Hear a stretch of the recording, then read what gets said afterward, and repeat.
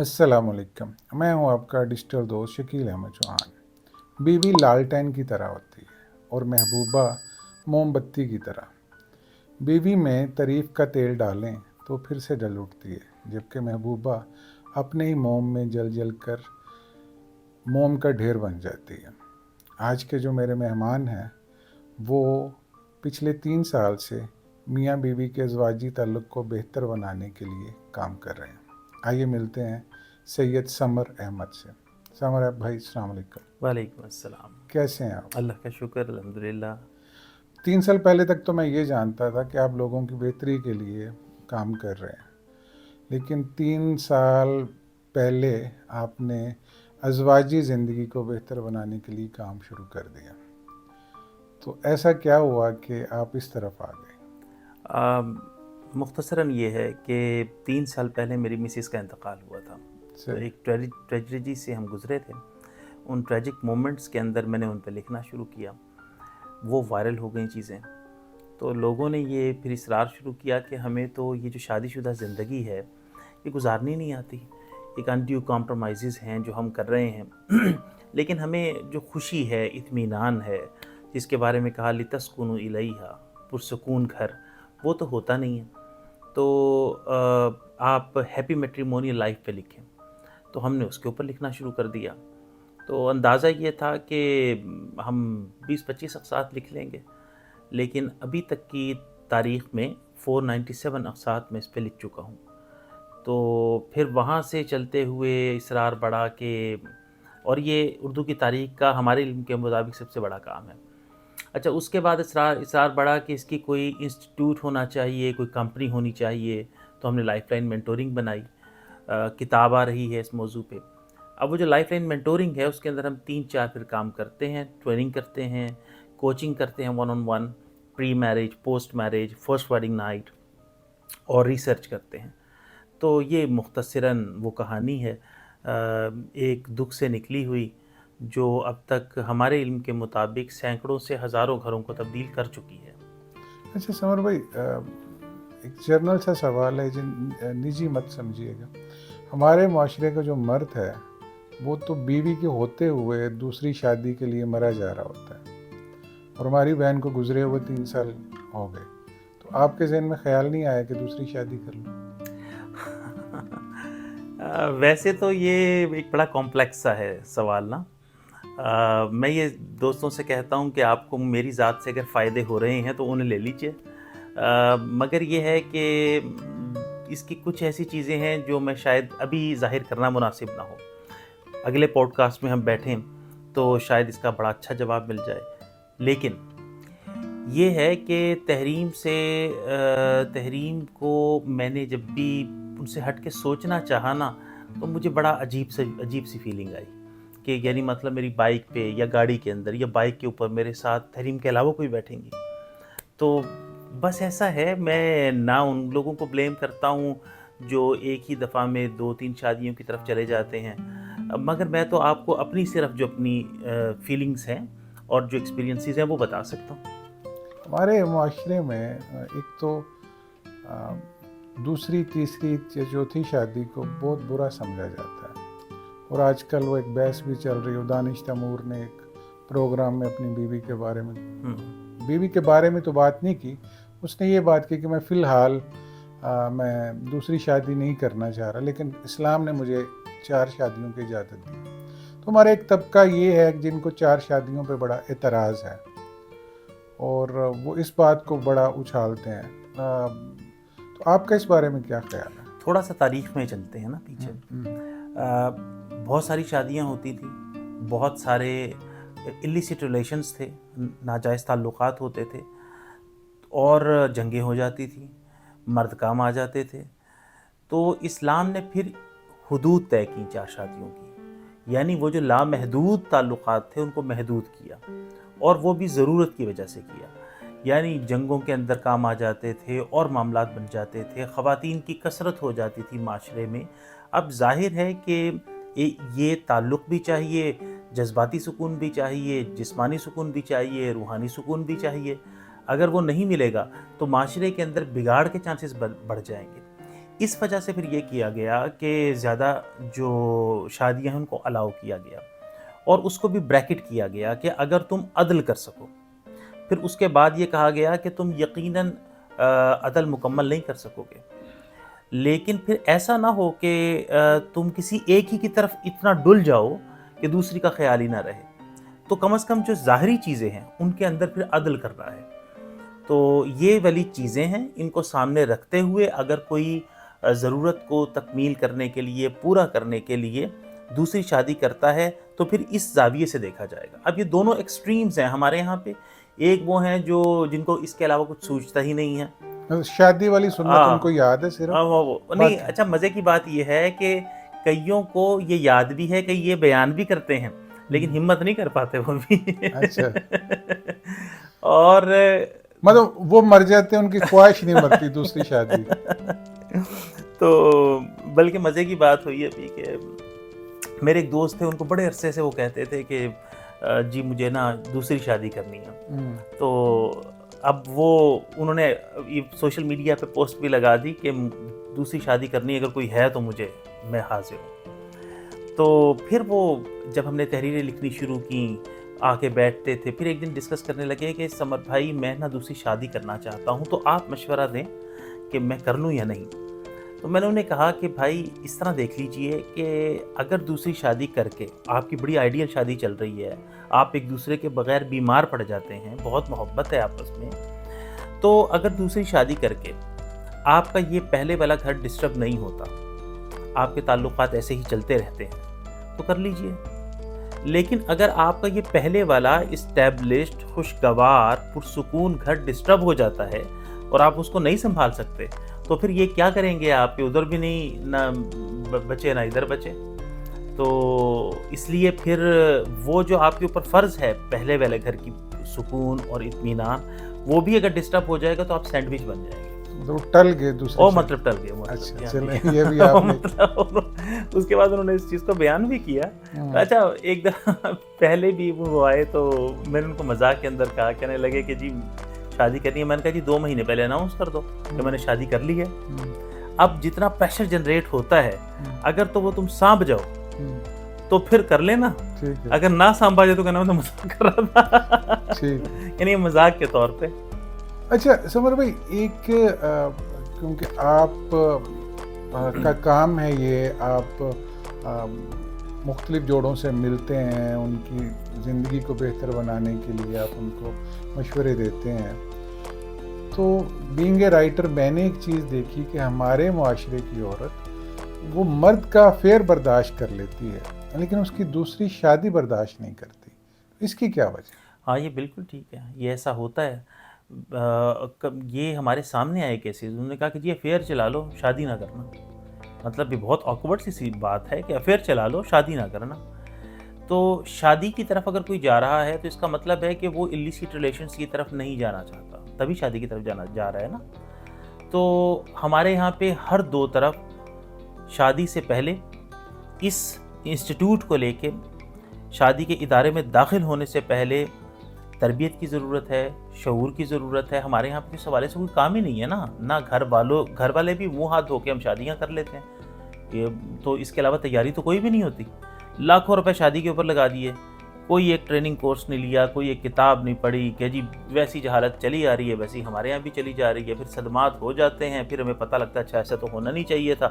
سانحات گزر جاتے ہیں، پتہ لگتا ہے ایسے تو ہونا نہیں چاہیے. اچھا کیونکہ ہماری جو عام دیکھنے والے ہیں ان کو نہیں پتا، تو آپ کس قسم کی ٹریننگ کی بات کر رہے ہیں؟ ہم لوگ ابھی جو کورسز کرتے ہیں نا، اس کے اندر کورسز کرتے ہیں اور کوچنگ کرتے ہیں. بلکہ اگر آپ اجازت دیں گے تو میں اس کی وجہ بلکہ اس کی کیس اسٹڈی بھی آپ سے شیئر کر لوں گا اگلے سوال کے اندر. یعنی جو طلاقوں کے بڑھنے کی ریشو ہے اس کا کیا حل لیا جا سکتا ہے، اس کے اوپر ہم بات کریں. وہ طلاق والا سوال ہے ابھی. اوکے ٹھیک ہے، آئے گا. اوکے جی ٹھیک ہے، میں اس کے اوپر ایک کیس اسٹڈی شیئر کروں گا انشاءاللہ. اچھا ہم جو لائف لائن مینٹورنگ کے اندر کام کر رہے ہیں نا، ہم پری میرج ٹریننگ کرتے ہیں، کوچنگ کرتے ہیں. First wedding night training coaching کرتے ہیں. ٹریننگ سے مراد گائیڈنس، اور پوسٹ میرج بھی کرتے ہیں. تو اس کے اندر ہم لوگ کورسز بھی کرواتے ہیں، یعنی ہم پائنیئر کمپنی ہے پاکستان کے اندر جو ڈیڈیکیٹڈ کمپنی ہے اس حوالے سے۔ دیکھیں یہ جو شادی کا ادارہ ہے یہ بنیادی ادارہ ہے نا، اگر یہاں پہ امبیلنس ہے تو سوسائٹی میں ہمیں امبیلنس نظر آتا ہے۔ صحیح۔ ہمیں گھر کا توازن نہیں، گھر کے اندر خوشی نہیں، گھر کا سکون نہیں موجود ہے بالعموم۔ اچھا، تو ہم یہ کرتے ہیں کہ پھر اس کے اندر کورسز ہیں، ہمارے پری میرج کورس ہے، اس کے اندر 10 ٹاپکس ہیں، ہمارے پاس پاکستان کے لیڈنگ اساتذہ ہیں، وہ آن لائن اسے پڑھاتے ہیں، اور اسی طرح پوسٹ میرج ہے، اور جو کوچنگ ہے وہ 1 on 1 ہے، اس میں کپل کوچنگ بھی ہے، اس میں 1 on 1 کوچنگ بھی ہے۔ فرسٹ ویڈنگ نائٹ لوگ کہتے ہیں جی بڑی انفارمڈ قسم کی نسل ہے یہ، اور اگر ہم ذرا فرینکلی بات کریں جی پورن کی ورلڈ کی وجہ سے ہمیں بڑا پتہ ہے شادی کا، ویسے تو ہم نے بریکٹی سے کیا ہوا ہے تو، لیکن میں آپ سے عرض کروں کہ یہ جس کے بارے میں کہتے ہیں نا ہمیں بہت پتہ ہے، ہم پرائمری ڈیٹا کی بنیاد پہ کہتے ہیں کہ انہیں اس چیز کا بھی نہیں پتہ ہوتا جب ہمارے پاس آتے ہیں فرسٹ ویڈنگ کو۔ اب ہوتا کیا ہے کہ وہ فرسٹ ویڈنگ نائٹ جس کے اوپر بنیاد رکھی جانی ہوتی ہے اگلی پوری زندگی کی، وہی ٹیڑھی ہوئی دیوار اٹھا دیتے ہیں۔ اب میں کچھ درجنوں ایسے لوگوں کو جانتا ہوں کہ جو بڑھاپے کی دہلیز پہ آگے قبر میں پہنچنے والے ہیں، اور ان کو یہی نہیں پتا تھا کہ غسل کے کتنے فرائض ہوتے ہیں۔ تو میں آپ کی بات سے متفق ہوں کہ ہمارے یہاں پہ اس طرح کا کام نہیں ہوا۔ اچھا صبر بھائی یہ بتائیے کہ شادی کی آئیڈیل عمر آپ کیا سمجھتے ہیں ہمارے موجودہ حالات کے مطابق؟ کوئی آئیڈیل عمر نہیں ہے۔ اچھا، ہاں جی، 3 چیزیں ہیں جن کے بارے میں کہا گیا ہے کہ وہ ہوں تو شادی کی طرف جانا چاہیے۔ یہ کوئی شرعی حکم ہے؟ شرعی ہدایت ہے۔ اچھا، ہدایت ہے، ہدایت ہے، وہ بتا دیجئے۔ وہ یہ ہے کہ وہ عاقل ہو، بالغ ہو، دونوں ظاہر، ٹھیک ہے۔ یعنی کہ پہلی چیز ہے بلوغت، یعنی فزیکلی میچور ہو، اور دوسری چیز ہے کہ وہ فزیکلی میچور ہو گیا لیکن دیوانہ تو نہ ہو، مجنون تو نہ ہو، گھر چلا تو سکے، گھر کو لے کے تو آگے بڑھ سکے، تو خاندان کا ادارہ اس نے سنبھالنا ہے، تو پھر عاقل بھی ہو، کم از کم اتنی عقل تو ہو نا، ورنہ ہم آج 15-16 سال کے بچے کو لے کے 17 سال 18 سال کے بچے کو لسٹ دے کے اور سپر سٹور پہ نہیں بھیجتے کہ جی اس کو تو خریداری نہیں کرنی آتی، تو وہاں پہ آپ شادی کر دیتے ہیں۔ اگر شادی کر دیں گے تو اس کے کیا ریزلٹس نکلیں گے؟ نان و نفقہ اٹھا سکے۔ تو یہ 3 چیزیں ہونی چاہیے تو شادی کی طرف بڑھنا چاہیے، اگر یہ نہیں ہے تو پھر اپنی تہذیب نفس کرنی چاہیے۔ اچھا، نان نفقہ کی جو ذمہ داری ہے وہ مرد کے اوپر ہے؟ جی بالکل مرد کے اوپر، تو کیا ہماری سویلائزیشن کے اکارڈنگلی نہیں، میں اسلام کے نقطہ نظر سے پوچھ رہا ہوں کہ عورت کو کام کرنے کی اجازت نہیں ہے؟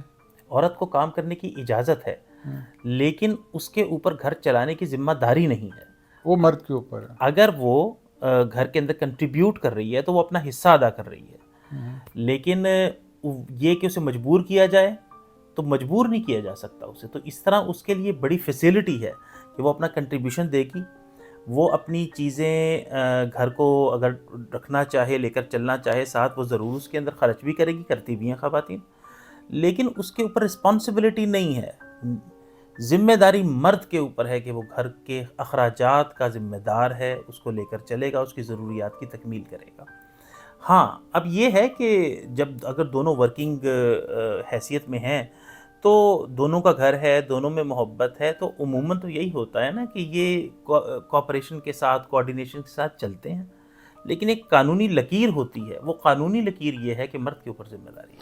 اچھا، کامیاب ازواجی زندگی کا میں اگر آپ سے پوچھوں کہ مختصر کوئی ایک نسخہ یا 2، وہ کیا ہے؟ میرے خیال میں 3 چیزیں ہیں، 3 اور 3 الوہی بنیادیں بھی ہیں۔ 3 چیزیں یہ ہیں کہ میں اکثر یہ سوال کرتا ہوں کوچنگ کے اندر بھی، ٹریننگ میں بھی، کہ بھائی احترام زیادہ اہم ہے یا محبت زیادہ اہم ہے؟ اگر آپ کو ان دونوں میں سے چوائس کرنا پڑے تو کیا نمبر 1 پہ کون ہوگا؟ تو کئی لوگ ہمارے یہاں کہتے ہیں محبت، اس کا صحیح جواب ہے احترام۔ صحیح۔ اگر احترام ہے تو اس سے محبت نکل آئے گی، اور اگر احترام نہیں ہے تو محبت جا بھی سکتی ہے اگر موجود ہو تو۔ تیسری چیز ہے کہ ایک یہ احترام پہلی ہے؟ احترام پہلا ہے جی۔ اچھا، دوسری محبت ہے۔ اچھا، پہلا احترام، دوسری محبت، اور تیسری ایک دوسرے کو سمجھنا، ایک دوسرے کو سنا جائے، ایمپیتھائز کیا جائے، اچھی طرح سننا اس کو، یا یہاں عمریں گزر جاتی ہیں اور میاں بیوی کے جھگڑے ختم نہیں ہوتے، اس کی کیا وجہ ہے؟ ملٹیپل ریزنز ہو سکتی ہیں. کہیں پہ دونوں ایک دوسرے کو پہ غالب آنے کی کوشش کر رہے ہوتے ہیں، نیچا دکھانے کی کوشش کر رہے ہوتے ہیں، پیچھے سے اس طرح کی ذہن سازی کی گئی ہوتی ہے، کہیں سے باہر والے لوگ جو ہیں وہ شامل ہو رہے ہوتے ہیں دونوں کے درمیان میں، تو وہ ان دونوں کے جو تعلقات ہیں انہیں بہتر نہیں ہونے دینا چاہ رہے ہوتے. کہیں پہ معاشی ریزنز آ جاتی ہیں، کہیں پہ جذباتی ریزنز آ جاتی ہیں، اور جذباتی ریزنز زیادہ آتی ہیں جن کو ہمارے یہاں سمجھا ہی نہیں جاتا کہ بھائی آئی لو یو کہنا کتنا اہم ہے. اب اس کو لیتے ہی نہیں ہیں. میں اپنی ورک شاپس کے اندر پوچھتا ہوں کہ بھائی آئی لو یو کہے ہوئے کتنا عرصہ ہو گیا، اب کوئی ذہن پہ زور ڈالتے ہیں؟ پھر کہتے ہیں 6 مہینے پہلے کہا تھا.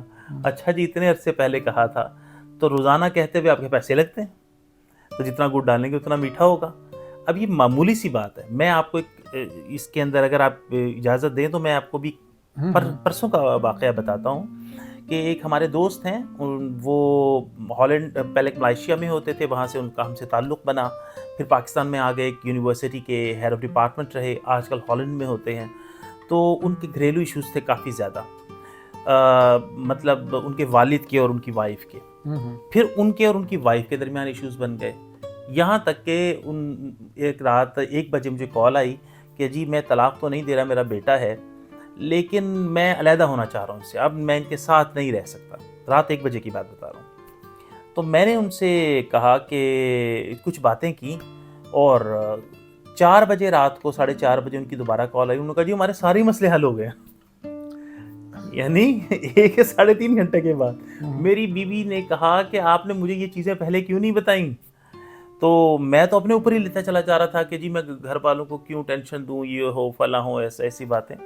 اب اس کے بعد ان کے تعلقات امپروو ہونا شروع ہو گئے. پھر وہ ابھی پچھلے دنوں یورپ کے ٹور پہ گئے ہوئے تھے، اور مجھے انہوں نے لکھا کہ سمر بھائی آپ کی وجہ سے ہم تو پہلے بڑا لیوش ٹور کیا کرتے تھے، اگر نہیں ہوتا تھا تو ہم نہیں کرتے تھے. تو میں نے سوچا کہ جی زندگی گزرے جا رہی ہے، تو ہم نے کہا کہ ویسے ہی کرو، کمپرومائز ٹور کرو. اب جو بات بتانی ہے یہاں پہ، جو چھوٹی بات ہے لیکن چھوٹی بات نہیں ہوتی، وہ اصل اہمیت ہی چھوٹی باتوں کی ہوتی ہے. بڑی بڑی باتیں تو ساری کر لیتے ہیں، چھوٹی باتوں کو ہم اگنور کر جاتے ہیں. ٹھوکر جو ہے وہ کنکر سے، چھوٹے پتھر سے لگتی ہے، بڑی چٹان سے تو ہم سارے دیکھ کے گزر جاتے ہیں. تو مجھے کہنے لگے کہ جی 10 سال ہو گئے تھے، میری مسز یہاں پہ تھیں پاکستان میں، میں نے انہیں گاڑی بھی خرید کے دی کہ یہ آٹونومس ہو جائیں، لیکن ایک خلش تھی، کوئی اندر سے نا سکون نہیں آتا تھا. تو کہنے لگے کہ پچھلے دنوں یہ ہوا کہ ہالینڈ کے اندر میں وہاں پہ بازار گیا تو ٹیولپ وغیرہ وہاں پہ بہت عام ہیں، تو میں یوں ہی ٹیولپ کا ایک بکے جو تھا وہ لے کے، کوئی $1 کا، وہ ایک جو بھی کرنسی ہوگی یا ڈالر ہوگا، تو اس کا میں لے کے مسز کے لیے آ گیا. تو میں نے کہا یہ میں آپ کے لیے. کہتے وہ اتنی خوش. اب اس کے بعد یہ ہوا ہے کہ میں جب بھی باہر جاتا ہوں میں ایک ٹیولپ لے کے آتا ہوں، کبھی پنک کلر کا، کبھی یلو کلر کا، اور اس سے جو اس کی آنکھوں میں رونق آتی ہے، چہرے پہ محبت آتی ہے، وہ میچ لیس ہے. ہماری زندگی بڑی رنگدار ہو گئی ہے. تو یہ ہم نے آپ سے سیکھا ہے کہ چھوٹی چیزیں اہم ہوتی ہیں. تو یہ ایک پرسوں کی بات بتا رہا ہوں. عزت سمجھ آ گئی. اب میں آپ سے پوچھوں کہ سمر بھائی ذرا محبت کی بھی تعریف کر دیجیے کہ محبت کیا ہے؟ ہاں، محبت ایک دوسرے پہ نثار ہو جانے کا نام ہے، ایک دوسرے کو سپیس دینے کا نام ہے، ایک دوسرے کو غلطیوں کی ہوتے ہوئے اون کرنے کا نام ہے، ایک دوسرے کے زوال کے اندر وفا کا نام ہے، ایک دوسرے کے دباؤ کے مومنٹس کے اندر ساتھ دینے کا نام ہے، ایک دوسرے کو سمجھنے کا نام ہے. تو محبت کی کوئی کیٹیگوری، یعنی انورٹڈ کاماز ڈیفینیشن تو میں نہیں کر سکتا، اگر ہو بھی تو میرے علم میں نہیں ہے. تو پھر وہ ذرا ایک اور انداز میں، شاید بھگت کبیر نے کہا تھا، یہ کس نے، وہ پوچھا کہ محبت کیا ہوتی ہے، وہ کا گونگا گڑ کھائے اور بتا نہ سکے. یہ محبت ہے. اچھا، گونگا گڑ کھائے، یہ محبت. اچھا، مطلب ایکسپیرینس کی جاتی ہے. عزت ہوگی، محبت ہوگی، اور تیسری چیز آپ نے کیا بتائی تھی؟ ایک دوسرے کو سمجھنا. ایک دوسرا، یہ سمجھنے کا بھی کوئی آپ آسان سا حل بتائیں. ہاں، ایک نشست ہے جو ہم سجیسٹ کرتے ہیں، اور اس کے ابھی تک 100% ریزلٹس ہیں. وہ ہر ایک اپنی آسانی کے مطابق چاہے تو ہفتے میں کر لے، ایک دفعہ 2 ہفتے میں کر لے، مہینے میں کر لے. ہم کیا کرتے تھے، اور ہر دفعہ اس کے ریزلٹس میریکلس تھے. اس میں 4 چیزیں ہم ایک دوسرے کو بتاتے تھے، اور اس میں پہلی چیز یہ جو پہلی تیاری ہوتی ہے نا وہ یہ ہے کہ ہم نے جو ہے کیا کہیں کہ ایک دوسرے کی کو ٹونٹ کرنے نہیں بیٹھنا، تنقید کرنے نہیں بیٹھنا، ہم ایک دوسرے کے لیے بیٹھ رہے ہیں۔ تو پہلی چیز، ایک بندہ کہتا تھا دوسرا سنتا تھا، پھر دوسرا کہتا تھا پہلا سنتا تھا۔ تو پہلی چیز یہ ہوتی تھی کہ وہ کون سی چیزیں ہیں جو مجھے آپ میں بہت پسند ہے۔ صحیح۔ اب وہ ظاہر ہی حوصلہ بڑھاتی ہے نا چیز۔ اس کے بعد دوسری وہ کون سی چیزیں ہیں جو پچھلی نشست کے اندر میں نے آپ کو بتائی تھیں، کہیں تھیں، آپ نے ایگری کیا تھا اور وہ آپ نے امپروو کر لی ہیں۔ اب یہ بھی کیا کہہ لیجئے کہ حوصلہ بڑھا رہی ہیں۔ تیسری اور آخری چیز، 4 نہیں 3 چیزیں، تو تیسری اور آخری چیز اس کے الفاظ بہت اہم ہیں۔ الفاظ جملے زندگی بدلتے ہیں، تو اس لیے جو میں الفاظ کہہ رہا ہوں اسی طرح سے۔ تیسری چیز ہے کہ جو میرے مطابق کون سی ایریاز آف امپرومنٹ ہیں ابھی جن کے اندر میں سمجھتی ہوں یا میں سمجھتا ہوں کہ اگر یہ ہو جائیں تو کمال ہو جائے، بہتری ہو جائے آپ کے حوالے سے۔ ہم یہ نہیں کہہ رہے کہ کمیاں، ہم کہہ رہے ہیں ایریاز آف امپرومنٹ جو ہر ایک کے اندر ہوتے ہیں۔ اب یہ ہوتا ہے کہ پہلے ایک شخص یہ کہتا ہے دوسرا سنتا ہے، پھر دوسرا کہتا ہے پہلے کے متعلق وہ سنتا ہے، اور اگر کہیں پہ کوئی کلیریفیکیشن کرنی ہو، ظاہر ہے کہ ہم دوسرے اینڈ کے اوپر کھڑے ہو کے ہو سکتا ہے غلط فہمی، تو وہ پہلا کلیئر کر دیتا ہے، دوسرا اسے مان لیتا ہے۔ تو یوں کر کے یہ آدھے گھنٹے میں پونے گھنٹے کے اندر ایوریج اس کا ٹائم ہوتا ہے، اور جب آپ اس کو کر کے ہٹتے ہیں تو ہٹنے سے پہلے محبت کی بادیں بہاری چلنے لگتی ہے۔ اچھا، اس میں ایک چیز جو مجھے سمجھ آئی کہ اختلاف اگر میاں بیوی میں ہو بھی جائے تو بات چیت جاری رہنی چاہیے۔ ہاں، بہت ہے۔ ہمارے ایک استاد ہیں لائف اینڈ مینٹورنگ کی کے اندر، ضیاء زرناب، پاکستان کے لیڈنگ سائیکالوجسٹ ہیں، تو ان کی شادی کو اب 18 سال ہو گئے ہیں، اور وہ یہ کہتے ہیں کہ ان 18 سال میں کبھی ایک دفعہ بھی ہمارا جھگڑا نہیں ہوا، اختلاف نہیں، جھگڑا۔ تو ظاہر ہے یہ ایک بڑی الگ سے ہٹ کے چیز ہے۔ تو ہم نے پوچھا کہ کیسے، اس کے اندر کیا راز ہے پیچھے؟ کہنے لگے جب ہماری شادی ہوئی تو میں بھی پڑھا لکھا تھا، میری مسز جو ہے وہ بھی پڑھی لکھی تھی، ہم نے 2 ہفتے لگائے اور ہم نے لکھے وہ پوائنٹس کہ ہمیں اپنی پوری زندگی گزارنی کیسے ہے۔ تو اس میں ایک پوائنٹ یہ بھی تھا کہ خواہ کچھ ہو جائے لیکن ہم بات چیت کرنا نہیں چھوڑیں گے۔ صبر بھی میں عمر کے اس حصے میں تو سمجھ سکتا ہوں، یہ سوال میری طرف سے نہیں ہے، یہ جو ہماری نیو جنریشن ہے یہ آپ سمجھیے کہ ان کی طرف سے یہ سوال ہے کہ شادی لو میرج کرنی چاہیے یا ارینج میرج، آپ اس بارے میں کیا کہتے ہیں؟ دونوں ہی چیزیں جو ہے نا، اس کے اوپر کوئی آپ لائن ڈرا نہیں کر سکتے۔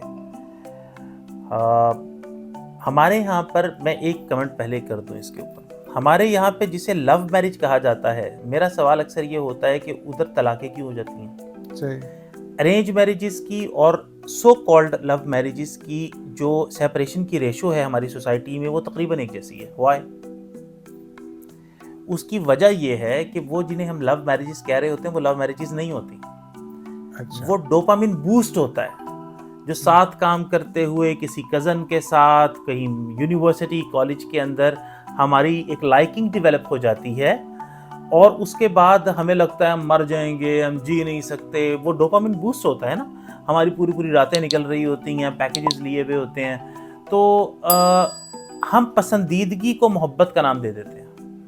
اب فرق ہے ان دونوں میں۔ پسندیدگی کا مطلب ہے کہ بھائی کوئی خوبصورت لڑکی جا رہی ہے، کوئی وجیح مرد جا رہا ہے، تو میری نظر اس کے اوپر پڑے گی تو میں کیا کہوں گا؟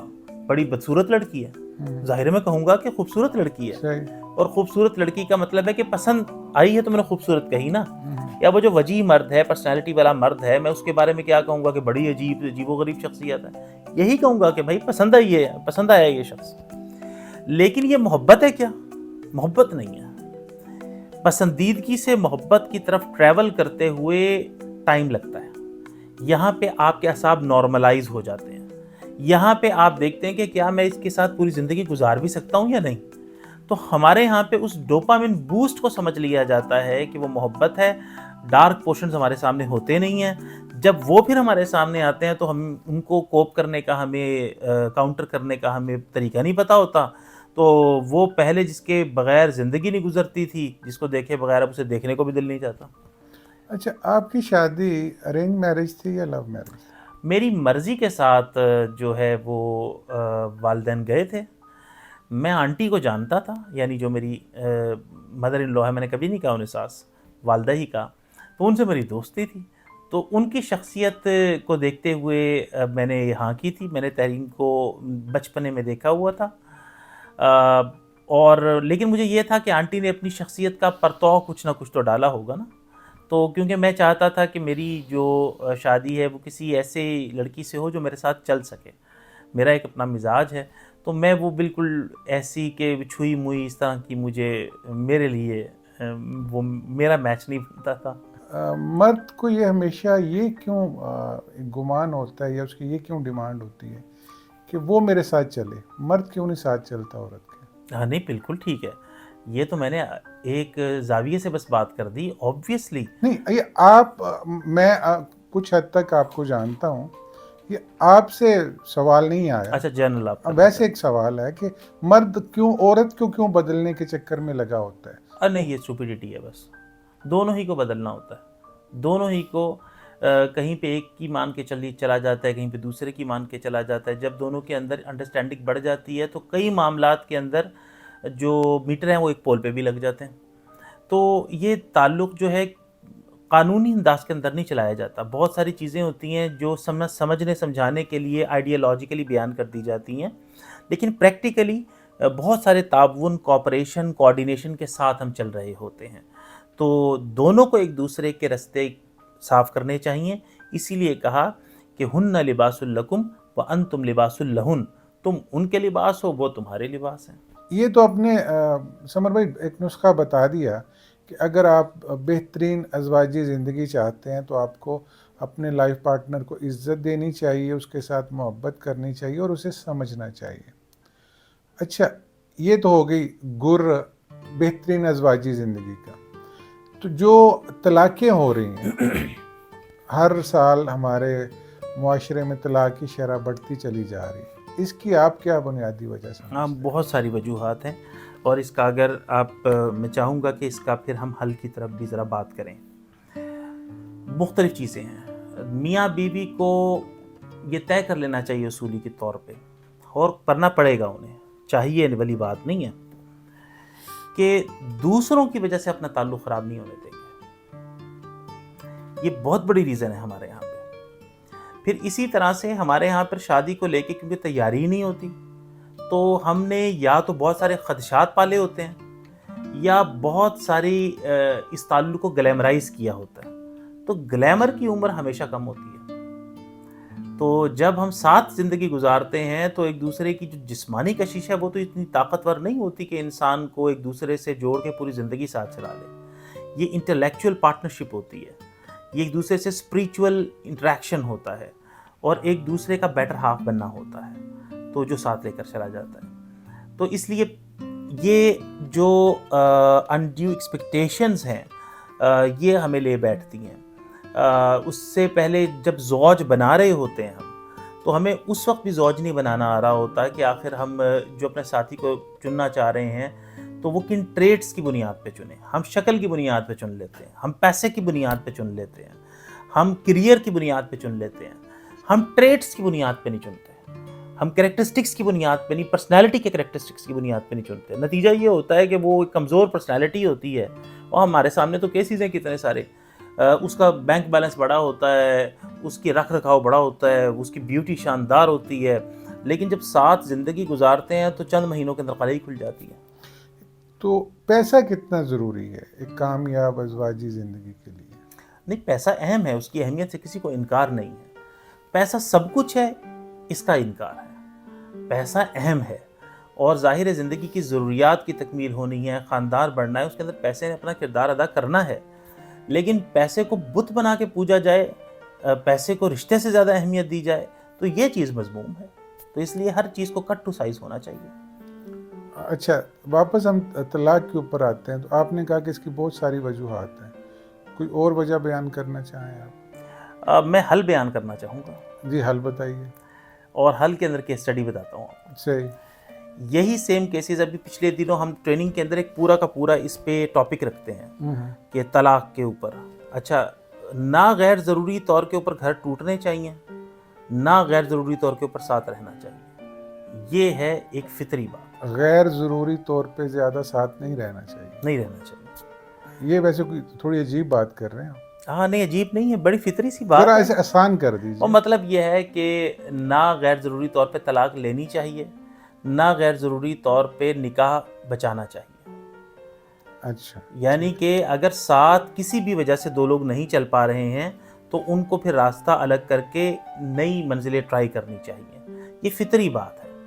और बल्कि एक हदीस की रूह से अगर कोई इस बदखलकी या अब्यूसिव रिलेशनशिप के अंदर है और वो अपना आखिरी हद तक खेल चुका है, जितनी भी उसकी जहन के अंदर जो हद थी, उसके बावजूद वो बस दुआएं कर रहा है कि मेरा या अल्लाह ठीक कर दे, तो एक हदीस की रूह से, उसके मफहूम की रूह से ये दुआएं भी कबूल नहीं होती, क्योंकि फितरत ने आपके लिए रास्ता अलग रखा हुआ है कि आप चाहें और नया रास्ता चुनें। क्यों जुड़े हुए हैं एक दूसरे के साथ? हज़ार वजह हो सकती हैं कि दो लोग आपस में नहीं चल सकते साथ। सहाबा में इसीलिए तलाक़ें हुई ना। हज़रत उमर ने तलाक़ दी, हज़रत अब्दुल्ला बिन उमर से खुला ली गई, उन तो कितनी सहाबा और सहाबियात की आपस में हुई। मुख्तलिफ वजूहात की वजह से। ये नहीं ज़रूरी कि एब्यूसिव रिलेशनशिप हो, ये भी ज़रूरी नहीं है कि मारपीट हो, ये भी ज़रूरी नहीं है कि कोई टॉक्सिसिटी हो, जहन नहीं मिल सका साथ। तो इसका मतलब ये तो नहीं है कि वो दोनों जो है ना आपस में एक दूसरे। अच्छा, मैं आपको ये बता रहा था कि एक पूरा टॉपिक हम रखते हैं, तो लाहौर हाई कोर्ट के अंदर जो है 10 दिनों के अंदर 500 तलाक के केसेस रजिस्टर हुए हैं। अब आप अंदाज़ा कर लें कि एक मिडिल क्लास फैमिली अगर 20 से 30 लाख रुपए एक शादी पे लगाती है, उसे मल्टीप्लाई बाय 500 करें, अरबों में जाती है बात। मलाइशिया के अंदर भी ये सूरत हाल पेश आई, तो उन्होंने देखा कि उनकी जो सेपरेशन की डाइवोर्स रेशो है वो बढ़ती चली जा रही है। तो जिंदा कौमें जो होती हैं वो हल लेती हैं ना। अहले हल्लो अक़द उनके बैठे, उन्होंने कहा कि इसको कैसे काउंटर किया जाए, कैसे हम ठीक करें।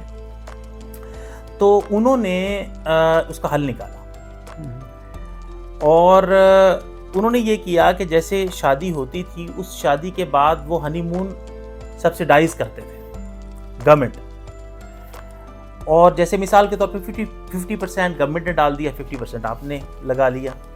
50,000 का टूर है 3-4 दिन का, 25,000 आपने लगा लिया, 25,000 गवर्नमेंट ने लगा दिया। अब वो जहाँ पे हिल स्टेशन पे या पिकनिक स्पॉट जहाँ पे भी उन्होंने टाइम गुजारना होता था, वहाँ पे गवर्नमेंट ने ये किया कि वहाँ पे जाके वो एंजॉय तो करते थे, उसके साथ वहाँ पे कोचेज और ट्रेनर्स रखे हुए थे, और वो कोचेज और ट्रेनर्स उनको मैरिड लाइफ कैसे गुजारनी है इसके ऊपर गाइड किया करते थे। नतीजा ये हुआ कि 2-3 सालों के अंदर उनकी जो सेपरेशन की रेशो थी वो नीचे आ गई। यानी कोई बहुत 3-1 साल 4 साल कोई बड़ी मुद्दत तो होती नहीं है। तो इसलिए जो जिंदा कौमें होती हैं वो हल तलाशती हैं। हमारे यहाँ पर भी यही हल है। बच्चों के तब्दील होने का मतलब है वालिदैन का तब्दील होना। ये नहीं हो सकता, बच्चा तो बच्चा होता है, बड़ों का कसूर होता है अक्सर। तो तीसरी चीज़ ये है, तरबियत औलाद के अंदर ना शायद इसको हज़म करना पड़े मेरी इस बात को, क्योंकि आपने कहा कि वो बच्चा पैदा होता है, इधर से हम कहते हैं जी ये इसको हम इंजीनियर बनाएंगे, इसको हम डॉक्टर बनाएंगे, इसको हम जो है ना वहाँ पे लेके दूसरे मुल्क के अंदर पढ़ने के लिए भेजेंगे, इसको फलां जगह के ऊपर करेंगे, ये क्या करते हैं ना जी। अच्छा, अब ये भी नहीं पता होता, इतनी लंबी उम्मीदें बांधी होती हैं और उसकी डेथ हो जाएगी तो तुम क्या करोगे। तो हम तैयार ही नहीं होते, इसीलिए हम बैन डाल रहे होते हैं, क्योंकि हम फितरत से कॉप नहीं कर रहे होते, फितरत से अलाइन नहीं हो रहे होते। तो खुदा ने इसीलिए औलाद को फितना कहा है, अला इन्ना औलादुकुम व अम्वालुकुम फितना, आजमाइश है तुम्हारे लिए। तो यूं ही नहीं, इनको बुत नहीं बनाना, किसी भी मोहब्बत को बुत नहीं बनाना। मेरा जो मैं जो अर्ज़ करने लगा हूँ वो ये है कि भाई इतनी लंबी सोचें ना सोचा करें औलाद के बारे में। यूँ टेंशन, मैंने कितने वालिदैन को देखा टेंशन में पड़े होंगे, उनका डिप्रेशन लेवल कहेंगे डिप्रेशन की तरफ जा रहे हैं, ब्लड प्रेशर लो हो रहा है, हाई हो रहा है हमारा, बच्चे ने नंबर यूँ कर लिए, फलां हो गया। तो भाई ये काम आपका नहीं है। वो बच्चा बड़ा होगा, अपना रास्ता बना लेगा। आप ज़्यादा से ज़्यादा ये कीजिए कि उसे फैसिलिटेट कर दें, उसकी जो सलाहियतें हैं उनको पहचानने के लिए फैसिलिटेट कर दें उसको। लेकिन ये कि जी ये यही बनेगा, ये बड़ी अप्रोच गलत है। अच्छा, आपने क्या करना है या वालिदैन ने क्या करना है या हमें क्या करने की कोशिश करनी है, وہ ہے کہ بچوں کو رسپانسبل بنا سکیں ہم، رسپانسبلٹی لینے والا بنا سکیں ہم، ذمہ دار بنا سکیں ہم، اخلاق ان کے ڈیولپ کر سکیں، انہیں فائدہ مند بنا سکیں، ان کو ویلیو بیسڈ ویلیو سسٹم دے سکیں. بس اس سے زیادہ آپ کی ذمہ داری نہیں ہے. اس کے بعد وہ آگے بڑھے گا، اپنے راستے خود بنائے گا. اتنا بولڈ اس کو بہادر بنانا، یہ والے کام ہے ہمارے کرنے کے، جس کی طرف ہم توجہ ہی نہیں کرتے. اسی لیے رسول اللہ صلی اللہ علیہ وسلم نے فرمایا ہے کہ جو باپ اپنی اولاد کو بہترین تحفہ دیتا ہے وہ تعلیم کی بات نہیں کی، تربیت کی بات کی ہے، ادب سکھاتا ہے، ویلیوز دیتا ہے. تو یہ وہ چیزیں ہیں جو ہمارے یہاں والدین کو نہیں پتہ ہوتی، لہٰذا ایک بہت بڑا گیپ ہے جو بچوں کے اندر موجود رہ جاتا ہے. آخری بات، یہ سب کام کرنے کے بعد بھی ہم دعا کرتے رہیں گے اللہ کے حضور کہ یا اللہ ہماری ٹوٹی پھوٹی جتنی ہم نے کر سکتے تھے ہم نے کر لی ہیں. آپ نے دیکھے نہیں کہ بعض انبیاء کے بچے جو ہیں وہ بھی بگڑ گئے. تو یہ بھی کرنے کے بعد یہ نہیں ہوتا کہ 100% پرفیکشن کے ساتھ اب بچہ ایک بڑا ماڈل تیار ہو جائے گا. یہ چانس ہم بڑھا دیتے ہیں، چانسز ہم بڑھا دیتے ہیں بچے کی کامیابی کی، یا اس کے رسپانسبل پرسن ہونے کے، یا ایک فائدہ مند شخص بننے کے. تو میں سمجھتا ہوں یہ میں نے زیادہ باتیں نہیں کی، 3 ہی باتیں کی ہیں اصولی طور پہ. پہلی چیز یہ کہ اچھے میاں بیوی اچھے والدین بنتے ہیں. دوسری چیز یہ کہ جو والدین ہوتے ہیں وہ تبدیل ہوتے ہیں تو بچے تبدیل ہوتے ہیں. تیسرا یہ کہ وہ مسلسل سیکھتے رہیں. اس کے اوپر غلطیاں بھی ہو جاتی ہیں، ایسا نہیں کہ سب میرے سے غلطیاں ہو جاتی ہیں، بعض بار غصہ ہو جاتے ہیں، ہم غلط طریقے سے غصہ ہو جاتے ہیں. چوتھی چیز یہ تو لیکن بدلتے رہے نا. اور چوتھی چیز یہ کہ ہم ان کی ویلیو سسٹم پہ اور ان کو ذمہ دار شخصیت بنانے پہ زور لگائیں. ان چیزوں پہ زور نہ لگائیں جن کے اوپر آج کل ہم لگا رہے ہوتے ہیں، وہ رستے اپنے بنا لیتے ہیں. اچھا سمر بھائی، آخری چند سوال. مجھے یہ بتائیے کہ یہ جو ایک ازواجی تعلق ہوتا ہے میاں بیوی کا، تو ہمارا جو جوائنٹ فیملی سسٹم ہے یہ اس کے اوپر کس حد تک اثر انداز ہوتا ہے؟ جی کچھ اصولی باتیں ہیں، پہلے وہ کر لیں. اصولی باتیں یہ ہیں کہ جو فطرت نے آپ کو دیا ہے، کیونکہ ہم پاکستانی سوسائٹی میں ہیں، یہاں پہ مسلمان ڈومیننٹ ہیں، تو ہم مسلم سویلائزیشن کے حوالے سے اگر اس انسپریشن کے ساتھ بات کریں تو یہ ہے جو اسلام کی اصولی ہدایت ہے وہ یہ ہے کہ اگر ایک طرف سے لڑکی گھر چھوڑ رہی ہے تو دوسری طرف سے لڑکا گھر چھوڑے گا اور نیا گھر بسے گا، اور دونوں نئے گھر کے اندر اکٹھے ہوں گے، اپنے فیشن اور مزاج کے مطابق وہ نیا گھر چلے گا. یہ ہے اصولی ہدایت. ٹھیک ہے. آپ نے ایک عجیب بات دیکھی ہوگی، آپ ماشاءاللہ پڑھتے لکھتے رہتے ہیں، تو کہ آپ مدینے کی ہسٹری کا مطالعہ کیجئے، اسلام کی جو اوائل کے یعنی جو شروع کے ادوار ہیں ان کا مطالعہ کیجئے. آپ کو مختلف طرح کی چیزیں ملیں گی، جھگڑے بھی ملیں گے، لڑائیاں بھی ملیں گی، انسان ہے نا، سب کچھ ملے گا. لیکن آپ کو یہ ساس بہو نند یہ والے جھگڑے نہیں ملیں گے. مجھے تو نہیں ملے آج تک. صحیح. کیوں نہیں ملے؟ یہ کوئی معمولی کیس سٹڈی ہے جناب پوری. یہ بر صغیر کے اندر ایسی تیسی پھیری ہوئی ہے ہم نے، انڈیا پاکستان بنگلہ دیش کے اندر ہم ان سے نکلتے ہیں. یہ پوری دنیا کے مسئلے نہیں ہیں، یہ ہمارے مسئلے ہیں یہاں کے. وہاں پہ نیا گھر بستا تھا اور وہ انٹرفیئر نہیں کرتے تھے نئے گھر کے اندر. ماں باپ ہو کوئی ہو، کسی کو یہ اختیار نہیں ہے کہ نئے جوڑے کی ذاتی زندگی کے اندر انٹرفیئر کریں. یہ ہوگی اصولی بات. اب دوسرا یہ ہے کہ اتنی ابھی گنجائش نہیں ہے مثال کے طور پہ کہ علیحدہ گھر بنا سکے. ہمارے یہاں پہ ہم نے گھر بھی تو بڑے بڑے بنانے ہوتے ہیں نا. تو اب وہ ساتھ رہ رہے ہیں تو اس میں کم از کم پورشن الگ ہو جس کے اندر انٹریکشن ہر وقت کا نہ ہو آپس میں. تو پورشن کم از کم علیحدہ ہونا چاہیے. تیسری چیز یہ ہے کہ جی یہ بھی نہیں ہو سکا گھر لیکن بڑا تھا، ایک کمرہ اس کو دے دیا، ایک کمرہ اس کو دے دیا، ایک کمرہ اس کو دے دیا. یہ غیر پسندیدہ ہے. اس کے اندر بہت ساری پرائیویسی کے ایشوز آ جاتے ہیں، بہت سارے مسائل آ جاتے ہیں. لیکن بالفرض ہم کہتے ہیں کہ عارضی طور کے اوپر ہم نے اس کو بھی مجبوراً برداشت کر لیا، لیکن یہ عارضی طور کے اوپر ہونا چاہیے، جلد از جلد الگ. اور وہاں پر بھی ایک تو اس کمرے کے اندر وہ راجدھانی ہو اس عورت کی. صحیح. دوسرا یہ ہے کہ کوئی اجتماعی اصول کسی گھر کے انہوں نے بنا لیے ہیں. مثال کے طور پہ وہ کہتے ہیں کہ رات کا کھانا ہم ساری فیملی اکٹھی بیٹھ کے کھائیں گے. گڈ، کھانا چاہیے. یا 2-4 بہویں ہیں تو اگر کسی کے مہمان آتے ہیں تو دوسری والی سرو کرے گی، یہ ان کے پاس بیٹھے گی. گڈ، اچھا اصول ہے.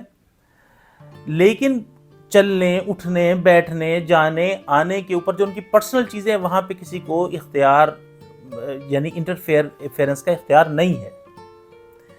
اور ہو رہا ہے یہ عارضی انتظام چاہیے، کیونکہ بہرحال بھائی ایک 5 مرلے کے گھر میں، ایک کنال کے گھر میں، ایک 2 کنال کے گھر میں آخر کتنی فیملی سروائیو کر سکتی ہیں؟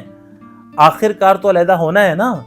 تو پھر بہتر یہ ہے کہ اس ٹائم پہ علیحدہ ہو جائیں، بجائے اس کے کہ پوری زندگی ایک دوسرے کا منہ دیکھنے سے جائیں. ہمارے یہاں یہی ہوتا ہے.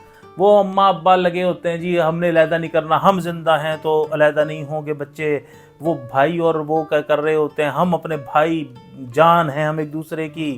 جب وہ ایک دوسرے کے گریبان پکڑتے ہیں تو لیرو لیر ہوتے ہیں. اس کے بعد پوری زندگی ایک دوسرے کو گالیاں دیتے ہیں، پوری زندگی ایک دوسرے کو دیکھنے سے منہ جاتے ہیں. اس سے بہتر نہیں ہے کہ علیحدہ علیحدہ اور پوری زندگی محبت سے ایک دوسرے کے ساتھ ملیں. اچھا، ایک اور ہمارے یہاں پہ بہت بڑا مسئلہ ہے ساس بہو کا جھگڑے. تو ساس تو مطلب اب سمجھنے سے رہی، تو جو نئی شادی شدہ ہماری بچی ہیں ان کو آپ کیا مشورہ دینا جی پہلی چیز یہ ہے کہ ساس کو بھی سمجھنا چاہیے وہ شادی کر رہی ہے، اور اسے سمجھنا چاہیے کہ اب اس کا بیٹا کی زندگی میں ایک نئی عورت داخل ہو رہی ہے جو بہرحال اس کے سب سے قریب ہوگی. ماں باپ کا رشتہ سب سے مقدس ہوتا ہے، لیکن سب سے بڑا رشتہ میاں اور بیوی کا ہوتا ہے جسے خدا نے خود بنایا ہے. صحیح. اچھا اب دنیا کا پہلا رشتہ میاں ہاں بیوی جی کا. سارے رشتے اسی سے بنے ہیں. صحیح. تو وہ جو اپنی زندگی گزار چکی ہیں یا گزار رہے ہیں، جیسے سینئر ہو گئے ہیں، تو اب ان کو بڑا ظرف بھی تو حاصل کرنا چاہیے نا. دھوپ میں بال سفید کرنے تو یہ بڑا ہونا کیا بڑا ہونا ہوا. ان کو ظرف بھی تو وسیع کرنا چاہیے، بڑا کرنا چاہیے. وہ نہیں آ رہی ہے، وہ 20 سال کی 25 سال کی لڑکی ہے، وہ آپ کی 55-60 سال کا مقابلہ نہیں کر سکتی. اسے ہو سکتا ہے کھانا پینا بنانا ہے، اسے ہو سکتا ہے مرچیں بھی زیادہ ڈل جائیں، اسے ہو سکتا ہے گھی بھی نیچے گر جائے، اس سے ہزار نقصان ہو سکتے ہیں. تو آپ اپنے آپ کو اس جگہ کے اوپر رکھ کے سوچیں نا ذرا کہ جب آپ آئی تھی تو آپ کتنی ایک اچھا ہو سکتا ہے کہ آپ کو کھانا پینا بنانا آتا ہو، تو بھی اپنے آپ کمپیئر نہیں کریں، مقابلے پہ نہ لائیں. بیٹی کے طور پہ لائیں، اختلافات بھی ہو جاتے ہیں، اگنور بھی کریں، درگزر بھی کریں، سارا کچھ ہوتا ہے.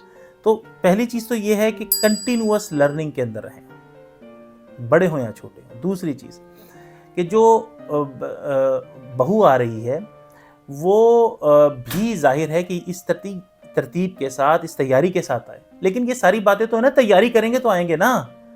یہاں پہ ہم تیاری نہیں کرتے.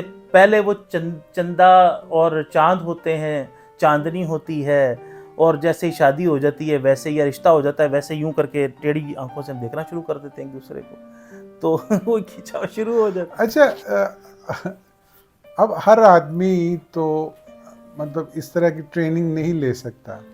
جو نہیں لے سکتے ان کو کیا کرنا چاہیے؟ انہیں لینی چاہیے. کوئی راستہ نہیں ہے اس کے علاوہ سوائے شعور حاصل کرنے کے. آپ زندگی کے سب سے اہم فیصلے میں جا رہے ہیں اور بغیر تیاری کے جا رہے ہیں، کیا بے وقوفانہ پن ہے. اچھا سمر بھائی، آخر میں آپ سے کچھ سننا چاہوں گا. بھابھی کے لیے آپ ان کو کچھ ڈیڈیکیٹ کیجئے. ہاں، وہ مہدی حسن خان صاحب نے کہا، تو وہ میں نے ایک دفعہ رات 2 بجے تحریم کے لیے پڑھی، تو وہ کافی وہ بھی وائرل ہوئی. حالانکہ نہ ساز تھا اس میں نہ کچھ تھا. تو وہی ابھی آپ نے کیونکہ ایک دم کہا ہے تو پتہ نہیں صحیح نکلتی ہے آواز یا نہیں. صحیح. دل ویراں ہے تیری یاد ہے، تنہائی ہے، زندگی درد کی باہوں میں سمٹ آئی ہے. دل ویراں ہے تیری یاد ہے، میرے محبوب زمانے میں کوئی تجھ سا کہاں، میرے محبوب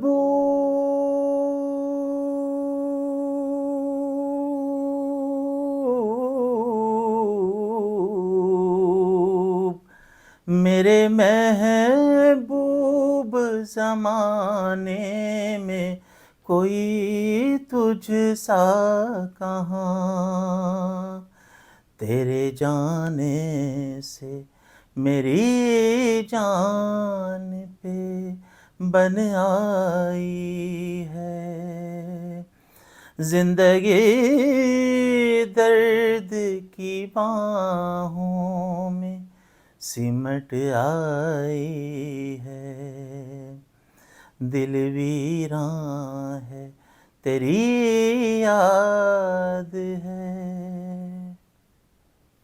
واہ کیا بات، میرے رونگٹے کھڑے ہو گئے۔ سمر بھائی مزہ آ گیا، لطف آ گیا۔ اگر گلا ساتھ دے رہا ہے تو کچھ اور ہو جائے، یہ تو بھابھی کے لیے تھا، کچھ ہمارے لیے بھی ہو جائے۔ سمر بھائی مہدی حسن خان صاحب کو بہت خوب آپ نے گایا، تو اب آپ کی مرضی ہے اگر آپ کچھ سنانا چاہیں۔ ہاں مہدی حسن خان صاحب ہو گئے ہیں تو رفیع صاحب بھی ہو جائیں، جی ضرور۔ بس وہ ایک ہی مجھے یاد نہیں رہتے۔ جی جی درد دل درد جگر دل میں جگایا آپ نے، درد دل درد جگر دل میں جگایا آپ نے۔ پہلے تو میں شاعر تھا، پہلے تو میں شاعر تھا، عاشق بنایا آپ نے، درد دل درد جگر کس نے لگایا آپ نے۔ کیا بات ہے، آپ جیسا محبت کرنے والا شوہر ہر بیوی کو اللہ پاک دے۔ یہ تھے جناب سید سمر احمد، جنہوں نے ابھی رفیع صاحب کا گانا سنایا فلم قرض سے۔ اس گانے کو لکھا تھا آنند بخشی نے اور میوزک ڈائریکٹر تھے لکشمی کانت پیارے لال۔